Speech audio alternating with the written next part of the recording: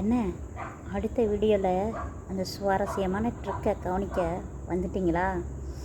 உங்களுக்கு எத்தனை பெண் குழந்தைங்க இருக்குது, ஆண் குழந்தைங்க இருக்குன்றத நம்ம கண்டுபிடிக்க போகிறோம்.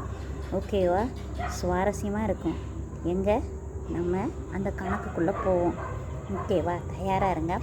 ஒரு பேப்பர் எடுத்துக்கோங்க. உங்களுக்கு எத்தனை பசங்க இருக்காங்கன்னு சொல்லிவிட்டு அந்த நம்பர் ஆஃப் பசங்களை எழுதுங்க. உங்களுக்கு பசங்களே இல்லையா, வருத்தமாக இருக்கா அப்படின்னா 0ன்னு எழுதுங்க. ஓகேவா? அதோட 3 ஆட் பண்ணுங்க. ஓகேவா? ஆட் பண்ண ஆன்சர் இருக்குல்ல, அதோட 5 மல்டிப்ளை பண்ணுங்கள்.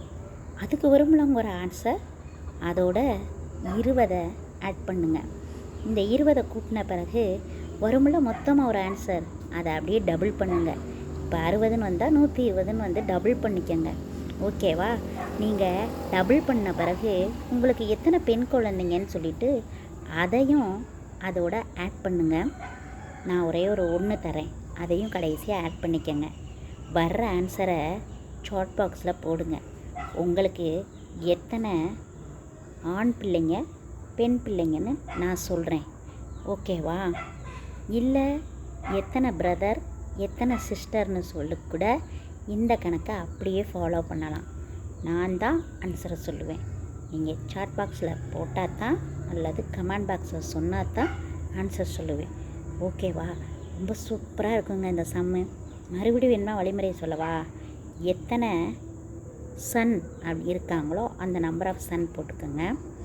அதோட 3 ஆட் பண்ணுங்கள். 5 மல்டிப்ளை பண்ணுங்கள். 20 ஆட் பண்ணுங்கள். அந்த வர்ற ஆன்சரை டபுள் பண்ணுங்கள். டபுள் பண்ண பிறகு நம்பர் ஆஃப் டாட்டர்ஸோட எண்ணிக்கையை போட்டு ஆட் பண்ணுங்கள். அதுக்கப்புறமா நான் ஒரே ஒரு 1 தரேன், அதையும் நீங்கள் ஆட் பண்ணுங்கள். ஆட் பண்ணிவிட்டு ஆன்சரை கமெண்ட் பாக்ஸில் சொல்லுங்கள். கண்டிப்பாக உங்களுக்கு ஆன்சர் சொல்கிறேன். Okay, thank you, by.